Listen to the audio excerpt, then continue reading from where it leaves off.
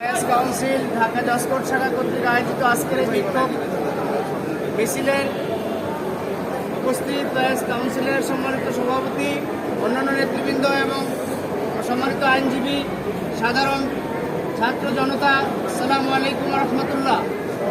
আমরা দেখে আসছি ইসরায়েলি জায়ানবাদী হায়নারা কিভাবে মুসলিম ভাই বোনদের উপরে সেই বুলেটের আঘাতে, বোমার আঘাতে ছিন্ন বিচ্ছিন্ন করে চলেছে।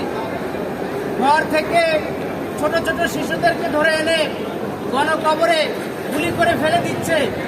হাত বাঁধা নারী পুরুষদেরকে তারা জীবন্ত কবর দিচ্ছে। আজকে মুসলিম বিশ্ব, মুসলিম আমাদের রাসূলুল্লাহ সাল্লাল্লাহু আলাইহি ওয়াসাল্লাম বলেছেন, সমগ্র মুসলিম জাতি হচ্ছে একটি দেহের মতো।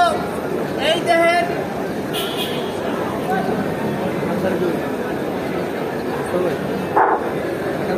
সমগ্র মুসলিম বিশ্বের হচ্ছে একটি দেহের মতো। এই দেহের একটি আঙুল যদি আঘাতপ্রাপ্ত হয়, সমগ্র দেহ আঘাত অনুভব করে। আজকে ফিলিস্তিনের মুসলিম ভাই বোনেরা যেভাবে বোমার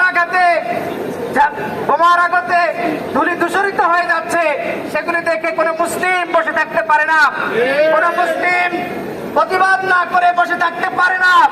এটা শুধু আমাদের ইমানের দায়িত্ব। সুতরাং একজন মুসলিম হিসাবে আমার ভাই বোনদের পাশে অন্তত পক্ষে প্রতিবাদের ঝড় আমাদের তোলা উচিত। এবং সাথে সাথে আমরা ওই কাপুরুষ ইউএনকে বলতে চাই, যারা সারা পৃথিবীতে হিউম্যান রাইটস এর কথা বলে, মানবাধিকারের কথা বলে, অথচ আমার ভাই বোনদেরকে, ছোট শিশু বাচ্চা, তাদেরকে হত্যাকালে তাদের কোনো কথা নাই, তাদের কোনো প্রস্তাব নাই। আজকে সেই বর্বর আন্তর্জাতিক যুদ্ধ নীতিতে হাসপাতালে আঘাত করা নিষেধ, অ্যাম্বুলেন্সে আঘাত করা নিষেধ, শিশু বাচ্চাকে, সিভিলিয়ানদেরকে আঘাত করা নিষেধ।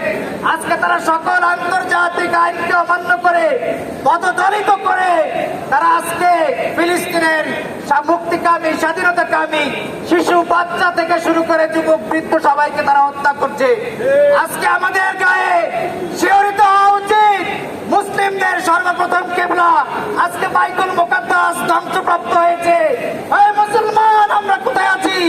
আমাদের প্রতিবাদ করা উচিত, আমাদের যথাযোগ্য ভাবে তাদের পাশে দাঁড়ানো উচিত। আজকে বাইতুল মুকাদ্দাস, সেই আমাদের প্রথম কিবলা, আজকে ধ্বংসপ্রাপ্ত হয়েছে বর্বর জায়ানবাদীদের বোমার আঘাতে।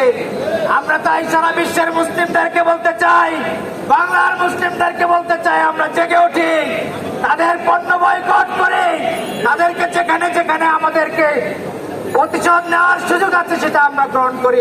আজকের প্রতিবাদ মিছিলে সকল আপামর জনতাকে অংশগ্রহণ করার উদাত্ত আহ্বান জানিয়ে আমি আমার সংক্ষিপ্ত বক্তব্য শেষ করছি। আসসালামু আলাইকুম।